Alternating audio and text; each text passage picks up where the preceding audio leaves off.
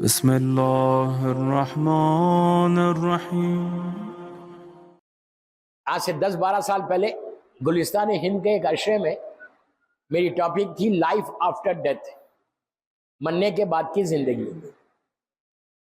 तो उसमें यूथ जो है वहां का आके कहने लगे, मौलाना 4 दिन से हमारा बेड हमको खबर नजर आ रही, लहद नजर आ रही, ग्रेव नजर आ रही। टॉपिक को बदले, जिंदगी की बात करें, क्या मौत मौत लेके बैठे हुए। तो मैंने कहा भाई सुनो, तुम जिसको मौत समझ रहे वो मौत नहीं, मैं तो जिंदगी की बात कर रहा, तुम मौत समझ रहे, मैं क्या करूं। अगर ये समझ रहे कि बॉम्बे की ये लाइफ हमारी लाइफ है, तो ये लाइफ हमारी लाइफ नहीं। असल लाइफ तो वो है कि मौला के साथ रहे।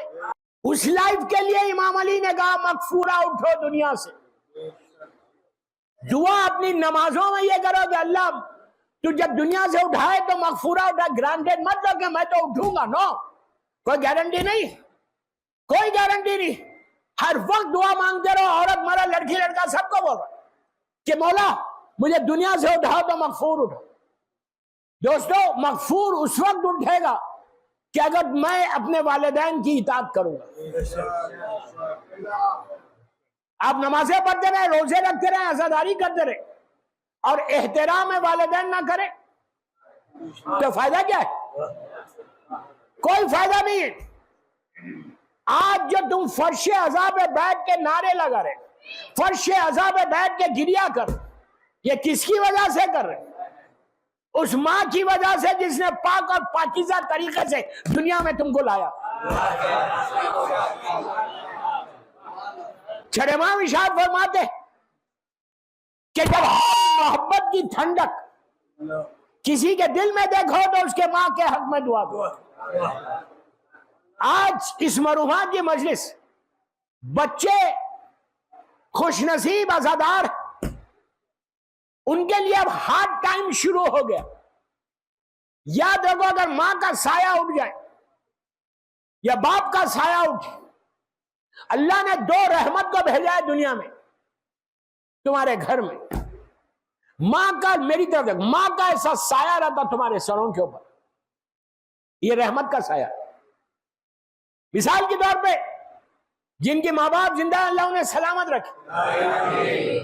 जिनके माँ बाप जिंदा, में उन लड़कों को लड़कियों को बोल रहा, जस्ट गो, मजलिस के बाद just go and sit with your mother. जाओ और मां के सामने बैठो 5 मिनट।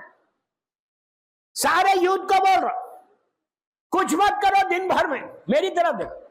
अगर कोई शख्स मां को 5 मिनट ऐसा देखता रहे, चेहरे मुबारक को, उसके मां के चेहरे को या बाप के चेहरे को ऐसा देखता रहे, जितनी देर देखोगे उतनी देर तक रहमत खुदा तुम्हारे ऊपर आती रहेगी और अल्लाह तुम्हारे गुनाहों को माफ करता जाएगा, मगफूरा।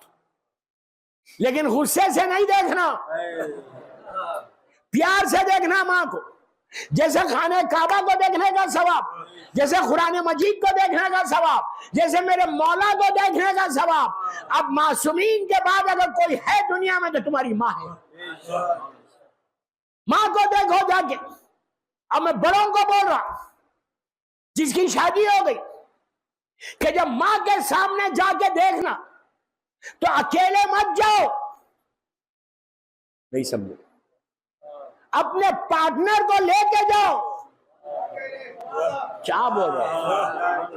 आज दुनिया में जो प्रॉब्लम्स है वो इसी के लिए ना। शादी से पहले तो बहुत अच्छा, गोवंडी वालों का नहीं है मैं बोल रहा। शादी से पहले हर लड़का लड़की बड़ी इताअत में रहती, लेकिन एक दफा देखिए, हर केस नहीं है, हर घर में केस नहीं है, बुरा मत मानो। मैंने क्लियर कर दिया कि गोवंडी में नहीं है ये प्रॉब्लम, नहीं। तो अपने पार्टनर को लेके जाओ मां के पास और उसको बताओ ये मेरी मां है। वो लड़का लड़की कभी ग्रो नहीं कर सकती एक एक जुमले का जिम्मेदार जो मैं बोल रहा। कभी तुम आगे नहीं बढ़ सकते अगर मां को हक दिया। रोज मां के सामने बैठो,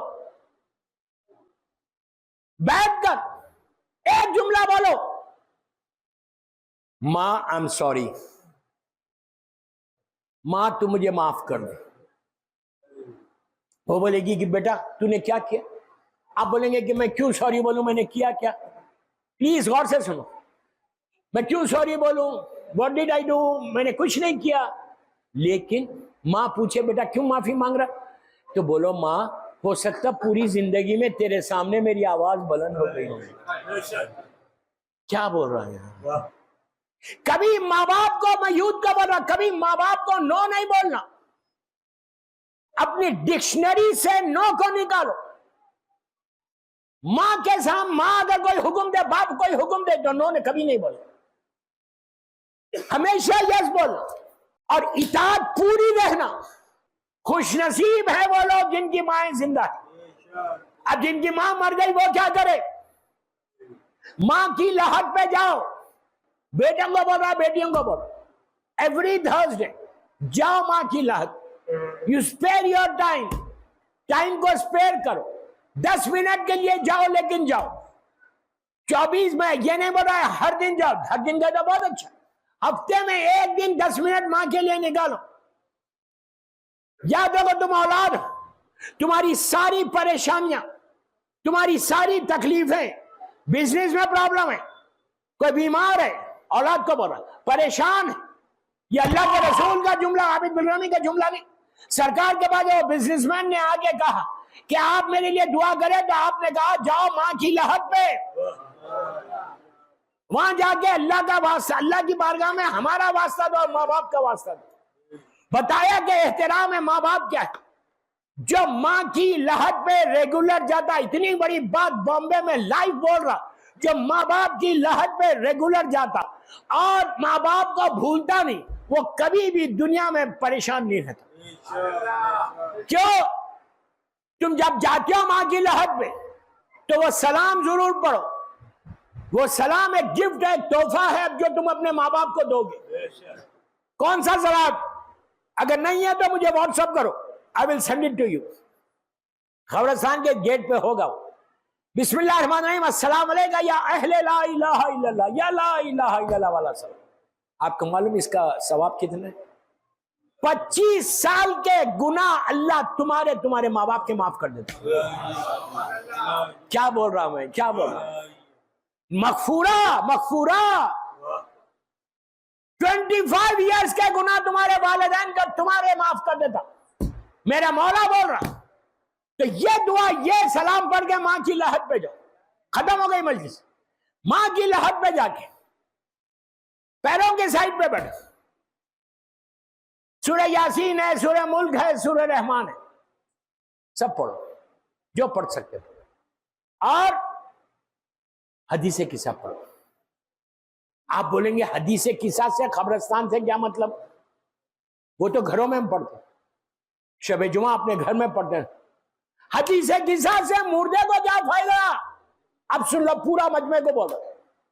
तुम अगर वहां बैठ के हदीसे किस्सा पढ़ोगे, पढ़ना नहीं आता, डिवाइन पर्ल ऐप खोलो, टेलीफोन रख दो तो चलते रहती, तुम बैठे रहो। हदीसे किस्सा का क्या फायदा है खबरस्तान में पढ़ने का? खबरस्तान में जो मुर्दे हैं उनको क्या चाहिए? नीचे बोले यार, रहमत चाहिए ना, अल्लाह की ब्लेसिंग चाहिए ना। हर मुर्दे को रहमत चाहिए। सूरह फातिहा पढ़े वो रहमत ही पहुंच रही है, मजलिस कर रहे वो रहमत है। नीचे चाहिए क्या? रहमत। हदीस किस्सा का जो एंड है, आखिरी हिस्सा है, जाके तर्जुमा देखो। हदीस किस्सा का जो एंड है उसमें अल्लाह का रसूल, दो मासूम, अल्लाह का रसूल और मेरा मौला, दोनों एक दूसरे से गुफ्तगू करते हुए अल्लाह का रसूल मेरे मौला को बोलते कि या अली, जहां ये हदीस पढ़ी जाएगी अल्लाह उस जगह को रहमतों में घेर लेगा। अल्लाह उस जगह को प्लीज वक्त हो गया, अल्लाह उस जगह को रहमतों में घेर लेगा। मुर्दे को चाहिए क्या? एक हदीस किस्सा तुमने अपनी माँ की लहद पे पढ़ी, अपने बाप की लहद पे पढ़ी, पूरा कब्रिस्तान में रहमत आ गई। ऐसा नहीं है, अल्लाह के खजाने में कमी नहीं, वो गैर हिसाब रहमत को नाजिल करता।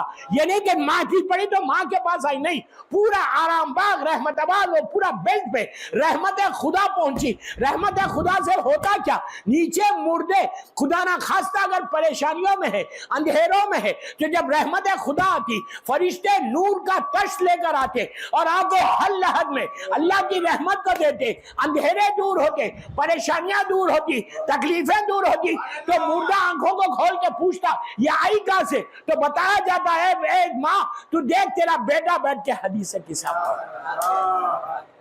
आप समझ रहे मेरी बात? ये करो। आखिरी बात, हदीस किस्सा भी जरूर पढ़ो, सूरह यासीन पढ़ो, रहमान पढ़ो, मुल्क पढ़ो, जो चाहे पढ़ो, फातिहा पढ़ो, और माँ की लहद और बाप की लहद सबको बोलो। जियारत वारिसा पढ़ना, खबर पे खड़े रह गए, माँ की लहद पे खड़े हो गए, बाप की लहद पे सराहने खड़े हो गए। नियत ये करो, 5 मिनट के अमल देके जा रहे हैं। जियारत वारिसा, 5 मिनट की जियारत है मौला हुसैन की। वहां खड़े रह के नियत करो कि मैं ये जियारत पढ़ रहा मेरी माँ की बदले में, on behalf of my mother and behalf of my father, माँ की नियाबत में और बाप की नियाबत में पढ़ रहा, और ये सारे कब्रिस्तान के मुर्दों के लिए पढ़।